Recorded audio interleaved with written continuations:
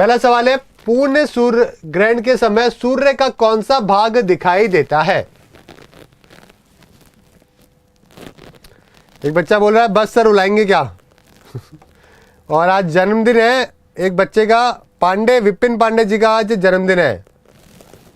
तो जन्मदिन की आपको ढेर बधाइयाँ, कॉन्ग्रेचुलेशन। सन का कौन सा पार्ट हमको दिखाई देता है भाई? जल्दी से दिखा दो, बता दो।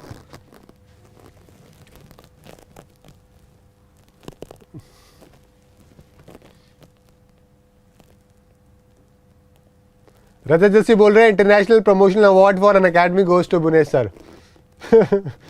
चलो ठीक है, आगे कर देते हैं और आगे देखते हैं दोस्तों। पहला सवाल क्या है? कोरोना, बिल्कुल सही जवाब आ रहा है आपका। कोरोना जो है दोस्तों, जिसको कीरिट भी कहते हैं, यही क्या होता है? विजिबल पार्ट होता है। समझ गए? कोरोना होता है, फिर क्रोमोस्फेयर होता है, फिर फोटोस्फेयर होता है, इस तरीके से होता है ना। ये ऊपर वाला होगा आपका, है ना, क्रोमोस्फेयर, और सबसे टॉप पोर्शन वाला होता है कोरोना। टेम्परेचर कितना? कोई 5,500 डिग्री सेल्सियस का होता है ऊपर का। ठीक है गाइज, चलिए। सुएज कैनाल किसको जोड़ती है? सुएज कैनाल किसको कनेक्ट करती है, ये आपको बताना है।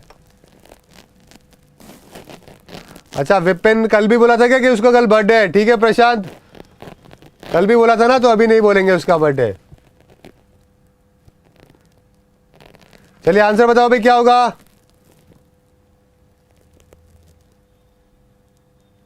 अक्षय बोल रहे हैं रोज किसी ना किसी का बर्थडे होता है। अब यार इतनी पॉपुलेशन है देश में, बर्थडे तो होगा ही किसी ना किसी का। तो आंसर क्या हो जाएगा आपका दोस्तों? मेडिटेरियन सी और रेड सी आपका यहाँ पे बिल्कुल सही जवाब है। पहला आपका बिल्कुल, दूसरा वाला भूमध्य सागर और लाल सागर आपका बिल्कुल सही जवाब है। आप देख सकते हैं, ये रही मेडिटेरियन सी, ये रही रेड सी, और बीच में आप देख सकते हैं दोस्तों, ये आपका सुएज कैनाल है। ठीक है गाइस, काफी इंपॉर्टेंट है, पेपर में कई बार आपको इसके बारे में पूछते रहते हैं, सुएज कैनाल के बारे में। ठीक है, क्या एक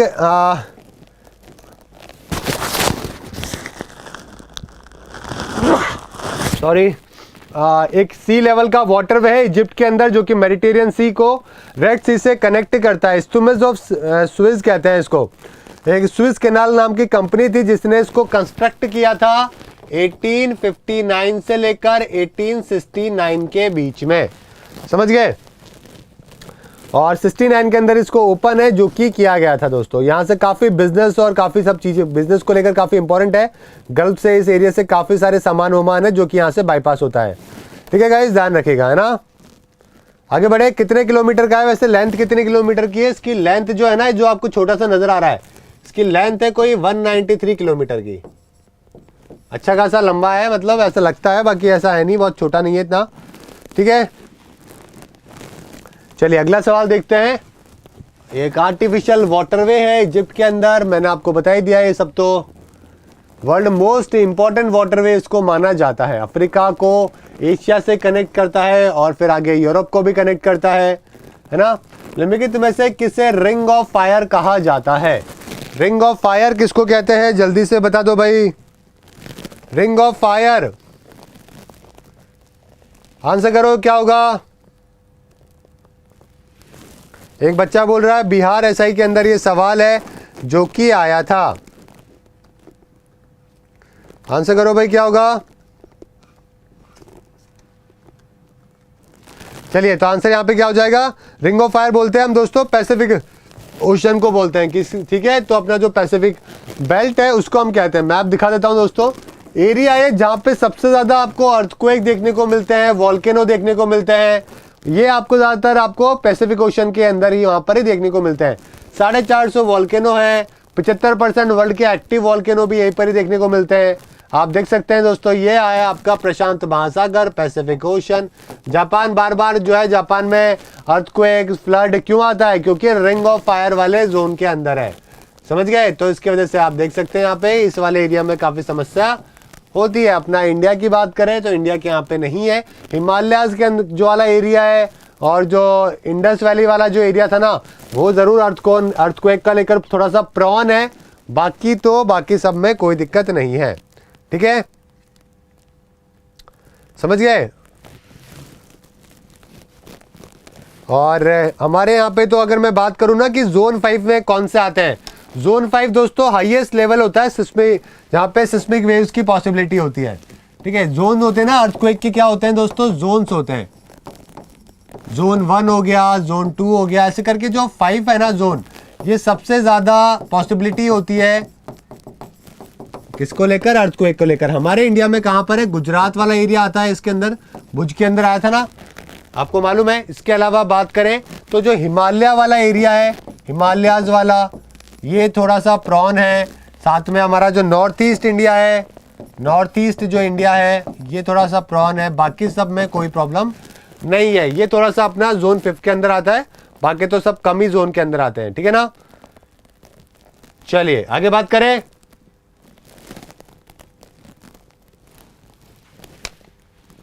नेक्स्ट चले, क्या आवाज आ रही है ना, बिल्कुल ठीक है। अगला सवाल देखते हैं दोस्तों आपका।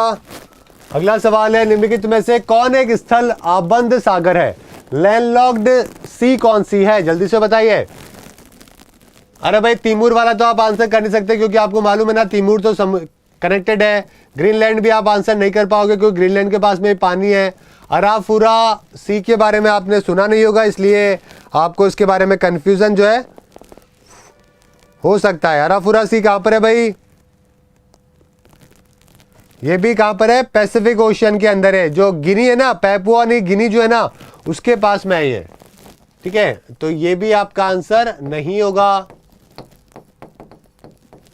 ठीक है, उसके पास में है, तो आपका आंसर यहां पे क्या हो जाएगा दोस्तों, अरल सी आपका बिल्कुल सही आंसर है, जो कि हो जाएगा लैंडलॉक्ड सी है दोस्तों। अरल सी, कैस्पियन सी हो गई, डेड सी हो गई, ग्रेट सॉल्ट लेक, ये सारी जो है ना, ये सारी लैंडलॉक्ड है, यानी कि चारों तरफ इसके क्या है, जमीन है दोस्तों। आप देख सकते हैं, ये देखो जमीन है ना, चारों तरफ लैंडलॉक्ड है। ये तो कैस्पियन के भी चारों तरफ है। ठीक है, तो ये सब आपको ध्यान रखना है। ओके, उज्बेकिस्तान के पास में कजाकिस्तान, उज्बेकिस्तान अरल सी, तुर्कमेनिस्तान के पास में कैस्पियन सी है। ठीक है गाइज, चलिए मध्य रात्रि का सूर्य की परिस्थिति किस क्षेत्र में देखी जा सकती है, मिडनाइट सन, मिडनाइट चिल्ड्रन किसकी किताब थी, सलमान रुश्दी की। अभी यहाँ पे मिडनाइट सन के बारे में आपको बताना है।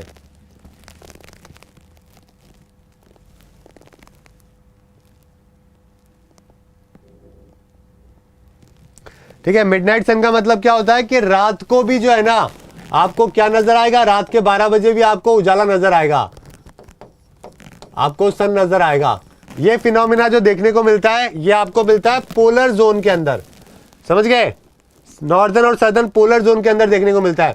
मतलब नॉर्मली अगर आप ऑस्ट्रेलिया में भी जाओगे ना, तो गर्मियों के टाइम पे ऑस्ट्रेलिया में भी रात को 10 बजे तक जो है ना वो उजाला रहता है, समझ रहे हो। मतलब सुन के बड़ा अजीब लगता है, लेकिन रात को 10 बजे भी उजाला है, लेकिन ये रियलिटी है, ऐसा होता है मतलब। ठीक है, और सुबह भी जल्दी जो है वो 4-5 बजे जो है वो उजाला हो जाता है। तो रात जो है वो बहुत शॉर्ट होती है, और मिडनाइट सन तो पोलर जोन में आपको रात को भी उजाला नजर आएगा, समझ गए। तो ये नॉर्दर्न और सदर्न जो पोलर जोन है वहां पे आपको देखने को मिलता है। ओके, वायुमंडल जो में ओजोन का क्या महत्व है, importance of ozone in the वायुमंडल। बहुत ही सिंपल सा सवाल है, आप इसका आंसर बिल्कुल कर सकते हैं। सबसे मेन काम क्या है ओजोन लेयर का, कि सन की जो अल्ट्रावायलेट रेडिएशंस आती है उससे हमको प्रोटेक्ट करना, और हमारे यहाँ पे एक क्या है, लिवेबल टेम्परेचर को मेंटेन करना। तो ओजोन जो एटमॉस्फेयर में गैस है दोस्तों, लोअर स्ट्रेटोस्फेयर के अंदर वो प्रोटेक्ट करती है हमको हार्मफुल अल्ट्रावायलेट रेडिएशन से। ओके, बहुत ज़्यादा डिफिकल्ट हो जाता है हमारे लिए सर्वाइव करना। भारत के स्थलाकृति मानचित्र कौन बनाता है, who makes topographic maps of India. Topographic map जो है वो भारत का कौन बनाता है, ये आपको बताना है। आंसर बताओ भाई क्या होगा, आंसर क्या होगा। भारत के जो मैप होते हैं, ये सब जो होते हैं ना, काम आते हैं जो अपने ज्योग्राफी के अंदर, ये सब कौन बनाता है। सर्वे ऑफ इंडिया का नाम सुना है क्या गाइज, सर्वे ऑफ इंडिया का नाम, सर्वे ऑफ इंडिया जो है ना, ये 1767 के द्वारा ईस्ट इंडिया कंपनी के द्वारा इसको बनाया गया था, समझ गए। ये हमारे यहाँ पे सेंट्रल इंजीनियरिंग एजेंसी है जो कि मैपिंग और सर्वेइंग का काम करती है, पूरा मैपिंग करने का काम और सर्वेइंग करने का काम, माउंटेन, प्लेट्यू, हिल्स, ये सब जो भी है ना, ये सारा काम जो है सर्वे ऑफ इंडिया ही करती है दोस्तों। ठीक है।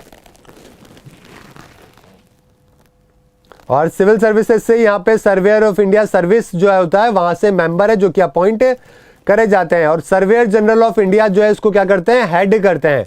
प्रेजेंट में सर्वेयर जनरल ऑफ इंडिया कौन है, गिरीश कुमार है। सर्वेयर जनरल ऑफ इंडिया कौन है, गिरीश कुमार है। ठीक है गाइज, ध्यान रहेगा, कोई दिक्कत नहीं है। चलिए नेक्स्ट बात करते हैं। ये सब मैंने आपको बताया दिया। निम्नलिखित में से भारत की कौन सी नदी सर्वाधिक अवसादों को ले जाने वाली नदी है। सबसे ज्यादा सेडिमेंट ट्रांसपोर्ट है जो कि भारत में करती है, कौन सी नदी करती है भाई, वो अपनी करती है गंगा। गंगा नदी सबसे ज्यादा सेडिमेंट को क्या करती है, ट्रांसपोर्ट करती है। ओके, और इसके जमा होने से क्या बन जाता है, सेडिमेंट के डेल्टा है जो कि बन जाता है। ओके, निम्नलिखित में से कौन सी नदी रिफ्ट घाटी से होकर बहती है। बहुत ही सिंपल सवाल है, रिफ्ट घाटी से बहकर कौन सी निकलती है, आंसर करिए जल्दी से, आंसर करो भाई। क्या आंसर हो जाएगा आपका, सतपुरा रेंज से शुरुआत होती है ना। सतपुरा रेंज से किसकी शुरुआत होती है भाई, जल्दी से बताओ। बिल्कुल ठीक है, तापी रिवर जो है दोस्तों सेंट्रल इंडिया में रिवर है, गोदावरी और नर्मदा के बीच में, जो कि कोई नियर बाय 725 किलोमीटर 724 किलोमीटर के आसपास की है, 24 के आसपास मान लो, 24 किलोमीटर की है। और गल्फ ऑफ कम्बाट में बहती है, सूरत के वहाँ से फ्लो होती है। ठीक है, ध्यान रखिएगा, सतपुरा रेंज जो है वहाँ से मुल्ताई से जो है इसकी शुरुआत होती है। ठीक है गाइस, ध्यान रखिएगा। क्या नाम जगह है, नाम क्या है, मुल्ताई नाम की जगह है, वहाँ से इसकी शुरुआत है जो कि होती है। ओके, ये देख सकते हो आप।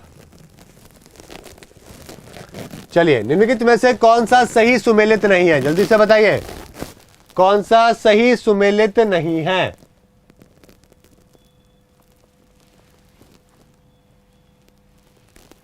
आंसर करो भाई, क्या होगा। अरे भाई देखो, दार्जिलिंग सिक्किम में है क्या, माउंट आबू है क्या, कोडाईकनाल, ऊटी तमिलनाडु, दार्जिलिंग कहां पर है, दार्जिलिंग किसका पार्ट है, जल्दी से बताओ भाई। अरे भाई दार्जिलिंग वेस्ट बंगाल का पार्ट है, सिक्किम का नहीं है। तो आपका आंसर क्या हो जाएगा, डी आपका सही आंसर है जो कि हो जाएगा। ठीक है, दार्जिलिंग सुनने में लगता होगा आपको, लेकिन ये ऊपर की तरफ है और वेस्ट बंगाल का टाउन है। ठीक है, कौन सी चट्टानों को प्राथमिक चट्टान कहा जाता है।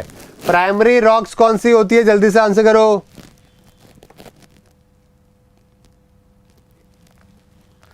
प्राइमरी रॉक कौन सी होती है, सबसे पहले जो आपके आग्रेय चट्टानें होती है वही तो होती है, बाद में बदल के ये इसमें बदलती है, उसके बाद में ये इसमें बदलती है। ओके, इस तरीके से इनका बदलाव होता है। जब भी वॉल्केनिक इरप्शन होता है, वॉल्केनिक इरप्शन होता है, तब लावा निकलता है, उसके ही सॉलिडिफाई, ठीक है, सॉलिडिफाइड होने से क्या बनता है, रॉक बनती है।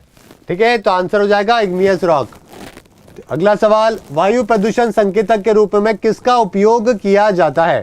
ध्यान रखिएगा, सेडिमेंट्री रॉक जो है यहीं से ही आपके ऑयल निकलते हैं, यहीं से ही आपकी नेचुरल गैस निकलती है। जो फॉसिल फ्यूल होते हैं वो आपको सेडिमेंट्री के अंदर ही मिलते हैं, अवसादी के अंदर, है ना।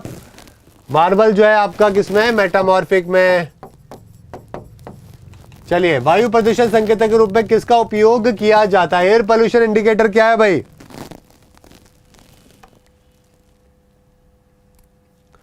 अरे भाई विपिन पांडे बोल तो दिया हैप्पी बर्थडे, आपका बर्थडे मालूम है, कितनी बार बताओगे, कोई पार्टी वार्टी तो दोगे नहीं, उसके बाद में 4 बार बर्थडे विश और करवा रहे हो सभी बच्चों से।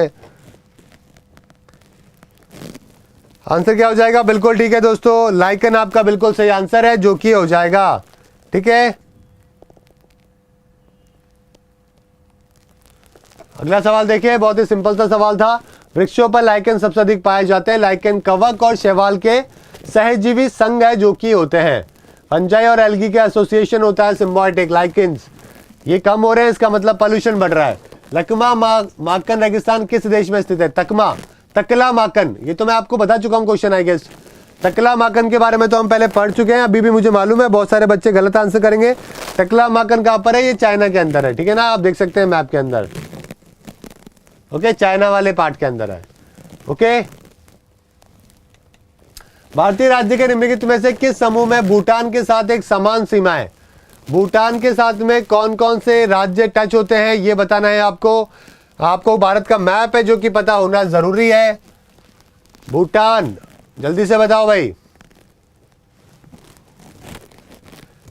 देखो बिहार नहीं होता है ना, आपको इतना तो पता है ना, बिहार नहीं होएगा। चलो भाई, 2 ऑप्शन तो काट दो, इस तरीके से हटा दिया करो ऑप्शन, समझ गए। कई बार क्या होता है कि आप एलिमिनेट करना बड़ा आसान होता है। मेघालय हो सकता है कि टच, मेघालय तो नीचे की तरफ है, असम से बांग्लादेश की तरफ है, मेघालय भी नहीं होगा ना, तो आंसर क्या हो जाएगा? सी हो जाएगा। तो आप इस तरीके से एलिमिनेशन थ्योरम निकाल सकते हो आंसर को जल्दी निकालने के लिए। अगर आप काउंटिंग करने बैठोगे तो बहुत दिक्कत होगी, पता नहीं कितनी देर में याद करोगे मैप को। एलिमिनेशन थ्योरम होती है गलत को काट दो, सही बच जाएगा। अरुणाचल हो गया, असम हो गया, सिक्किम हो गया और बंगाल हो गया, बात खत्म। ये देखो यहाँ पे मैप में, ये रहा भूटान, ठीक है, और भूटान की बात करी ना हमने, हाँ, तो ये तो हो गया आपका सिक्किम, ये हो गया आपका वेस्ट बंगाल, ये हो गया असम और ये हो गया अरुणाचल, बात खत्म हो गई, ठीक है। निम्नलिखित में से कौन सा देश समूह पूर्व से पश्चिम दिशा में व्यवस्थित भू आबद्ध देशों को सही ढंग से दर्शाता है? जल्दी से बताइए। ईस्ट से वेस्ट की तरफ आपको बताना है, ईस्ट से वेस्ट की तरफ जो है कौन सा कंट्री पड़ेगा। मतलब आपको तो लास्ट वाला पता कर लो आप तो कौन सा है, जल्दी से बताओ, थोड़ा सा दिमाग लगाना पड़ेगा आंसर के अंदर। अफ्रीका वाला तो खैर आपको क्या ही समझ में आएगा, अफ्रीका वाला तो कौन सी कंट्री कहां पर है। प्रॉब्लम यही है कि आंसर भी जो है ना वो क्या होना चाहिए, यही होना चाहिए, ठीक है। देखो यार, युगांडा, शैड, ये दोनों अफ्रीका के अंदर है, ठीक है। पहले युगांडा आता है, फिर और वेस्ट में जाओगे शैड आएगा, फिर आपके ये कहां पर है? साउथ अमेरिका के अंदर है, पराग्वे, फिर बोलीविया, सिंपल सी बात है, ठीक है। चलिए, रिएक्टर स्केल का उपयोग क्या मापने के लिए किया जाता है? रिएक्टर स्केल, बिल्कुल सा सिंपल सा सवाल है, जल्दी से आंसर करो भाई।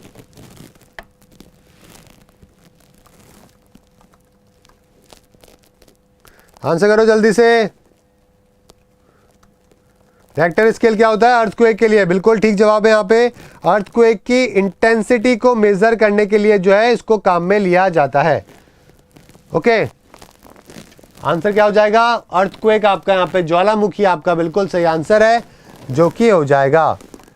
ओके, साथ में एक और होता है दोस्तों, मार्शेली स्केल होती है, वो पता करता है कि कितना डैमेज है जो कि हुआ है। इफेक्ट ऑफ अर्थक्वेक क्या मेजर करेगा? इफेक्ट जो है ना, इफेक्ट ऑफ अर्थक्वेक है जो कि मेजर करेगा, समझ गए, ये बात भी ध्यान रखिएगा। रिएक्टर स्केल जो है अर्थक्वेक इंटेंसिटी, और इन्वेंट किया गया था रिएक्टर के द्वारा 1935 के अंदर। ओके,